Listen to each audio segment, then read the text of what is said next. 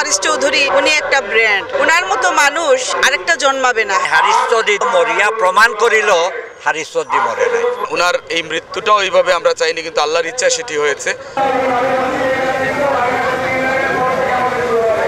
হারিস চৌধুরীর সাথে কি ধরনের সম্পর্ক ছিল? আমার থেকে বেশি এই সিলেট কেউ আছে, ইভেন কি বাংলাদেশ কেউ আছে। ও তো আমার সবসময় বকাবকি করতা, গালাগালি করতা। আমি তাদের খঞ্জিস দেখতাম, যেটা ইচ্ছা ওটা কইতাম। আর মাঝে মাঝে কবিতা উনতা, এই লাইনও তাইনও আসন আমিও আছি। হারিস চৌধুরীর বিশ্বস্ততার পরিচয় দিয়া গেছে। এত বছর কষ্ট করছে, শুধুমাত্র হারিস চৌধুরীর একটা কথাও আছে যে বাইরে আমার লোকে মাত হয়েছে 3-4 দিন যে ভাই রাজ্জাক তোমরা বালা থাকো। কিন্তু আজকে যদি আমি ওনার কিন্তু বিদেশি ভিসাও আছে, গেছন না যে আমি যদি ধরা পড়ি তাহলে আমার নেত্রীর অস্তিত্ব রাখত না। আমি যদি ধরা পড়ি তারেক রহমানের অস্তিত্ব, কারণ হারিস চৌধুরীরে প্রবার করিয়া সব কিছু সাজা দেব।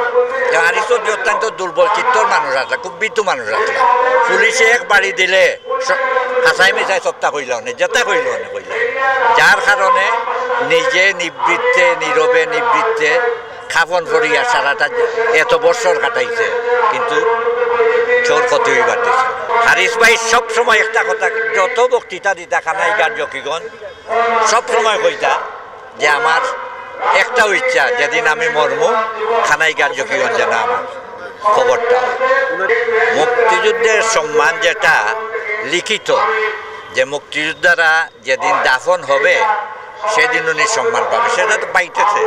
সরকার তো কেড়ে নিতে পারে নাই, তাই না? আজকে তো উনি পাচ্ছে।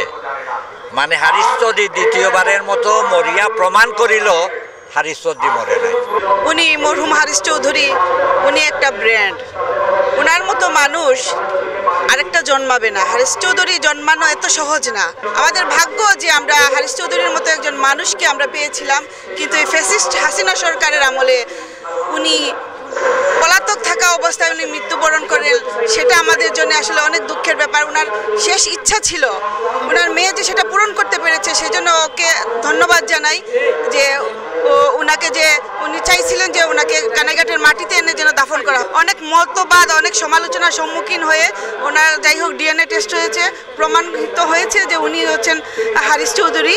তো তারপরে ওনার মেয়ে ওনার শেষ ইচ্ছা অনুযায়ী ওনাকে সিলেটে আজকে নিয়ে আসা হয়েছে। আমরা বিএনপি পরিবার, সারা জনগণ, সিলেটবাসী, কানাইঘাটবাসী সবাই আমরা অত্যন্ত খুশি যে ওনার শেষ ইচ্ছা মতো ওনাকে কানাইঘাটে এনে দাফন করা হবে। আমরা খুব খুশি। আমাদের কষ্ট হয় যে বিগত 15 বৎসর উনি যে কষ্টে জীবনযাপন করেছেন, বিভিন্ন জায়গায় পালিয়েছিলেন, ছদ্ম নামে ওনাকে থাকতে হয়েছে, এবং ওনার মৃত্যুটিকে আমরা আসলে খুব স্বাভাবিকভাবে মেনে নিতে পারিনি। তারপরেও আজকে দীর্ঘদিন পরে ওনার মেয়ে সেই অসাধ্যটি সাধন করেছেন। আমরা আমাদের এই ভাতিজির জন্য দোয়া করব, সে তার বাবার পরিচয়ের জন্য এই সংগ্রামটুকু করেছে, এবং আজকে বাবার ইচ্ছা অনুযায়ী তার গ্রামের বাড়িতে তার দাফন কার্য সম্পন্ন। ওনার ইচ্ছার প্রতিফলন অবশ্যই ঘটেছে, কিন্তু আমরা আসলে এইভাবে চাইনি। ওনার এই মৃত্যুটাও এইভাবে আমরা চাইনি, কিন্তু আল্লাহর ইচ্ছা সেটি হয়েছে। কিন্তু আমরা কিছুটা হলেও স্বস্তি বোধ করছি এই কারণে যে অ্যাটলিস্ট ওনার লাশটি ওনার ইচ্ছে অনুযায়ী ওনার শেষ জায়গাতেই দাফন সম্পন্ন হচ্ছে।